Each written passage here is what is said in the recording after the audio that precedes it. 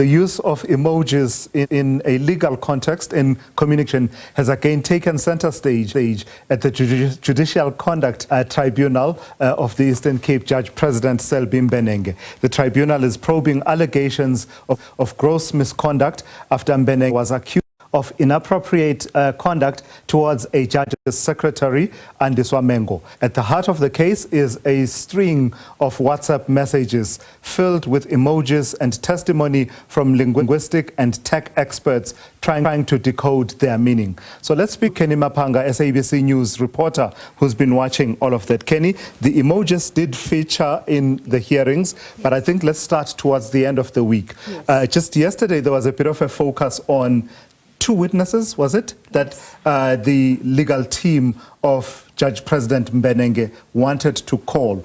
What was that about? It became a debate that I don't know, none of us could have anticipated. Yes. They called the third and final witness, that was Unati Sogoni, who we understand is a stenographer at Eastern Cape Division of the High Court, and she would have had a friendship with Andiswa Mengo at that particular court. It became clear at the beginning of her testimony that they were no longer friends, meaning that this was a fractured relationship. So it became evident that now we're dealing with a witness that will be testifying on the character of an individual, which is common in cases such as these. You'll see the defense try and bring a character witness in order to discredit the complainant or whoever is in that matter, because we have a lot of issues, pertinent crucial issues that are in dispute in the sexual harassment probe, such as the explicit and what the meaning of certain emojis that carried sexual connotations were for either Andiswa Mengo or the judge president. But once the chairperson of the tribunal, Judge President Gwepe, read the contents of those two statements, he realized that this delved into her personal life and her sexual history. And he said there was no relevance of hearing this particular evidence, especially it hasn't been put to Andiswa Mengo, so that witness was excused early and that evidence was not allowed by the tribunal. Yeah, so the problematic nature is you're not answering the question of what we're dealing with now. Absolutely. You're telling us about the character of the person. Yes. And was this an attempt by the Judge President's legal team? The way they framed it, if I understood it correctly, they were saying it aims to interpretations between the judges and judges' secretaries in that division. How did they argue that? That raises further questions, because they said it attempted to address power relations between the judges and the judge's secretary, because this has been that this is a junior and that is a senior, and it is looked at lens regarding how inappropriate it may have been in the workplace.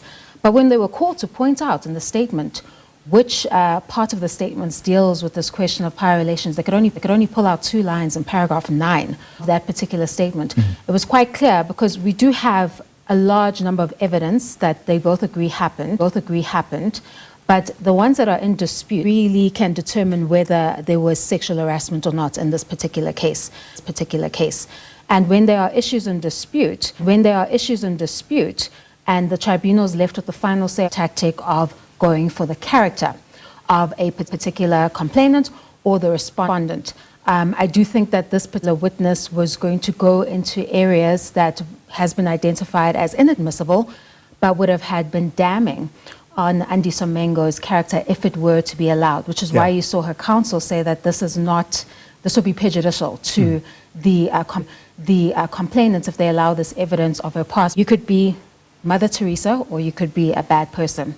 That doesn't negate the allegation that you're putting forth today. They have nothing to do with each other. The specific allegation that is put forth today, you cannot use someone's sexual history or their past relations with other people to allegedly in this particular instance.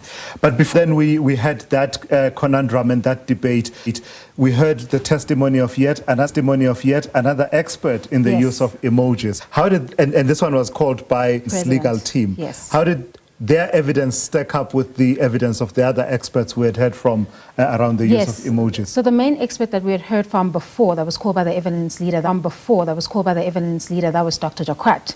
But it was clear that in the social and linguistic setting. So she was able to interpret them in the manner in which they were used in the conversation.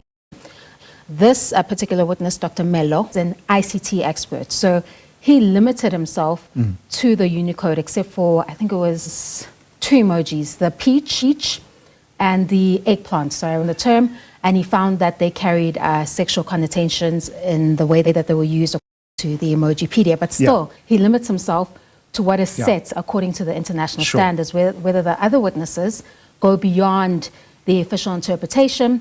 Then we had the evidence leader, I think, successfully put out that there's a social and linguistic element to the use of those emojis, which he didn't really speak on. So we'll see when that report comes about whether his evidence will be accepted or not. Yeah. Then why did we not move immediately? Because you're saying what the Judge President's legal team has called 3 witnesses already, right? Yes, yeah. Why did we not move then immediately to the fourth and main witness, being the Judge President? That he was ready, but due to the nature in which the evidence will be led, they would need a full day to start off with the evidence. So it was agreed by the tribunal that they would bring the Judge President on Monday to give his version of events, and it will sit from 9:30 to 4:30 every day, as he gives his side of the event between June 2021 and November 2022. And that's highly anticipated, isn't it? Because we, as it stands right now, it would seem the one side in terms of the 2, shall we call them protagonists, the main who were involved in this. Yes, we've heard from Andiswa Mengo, and we know that this allegation is based off of the electronic communication and in-person interactions based on the 2 of them.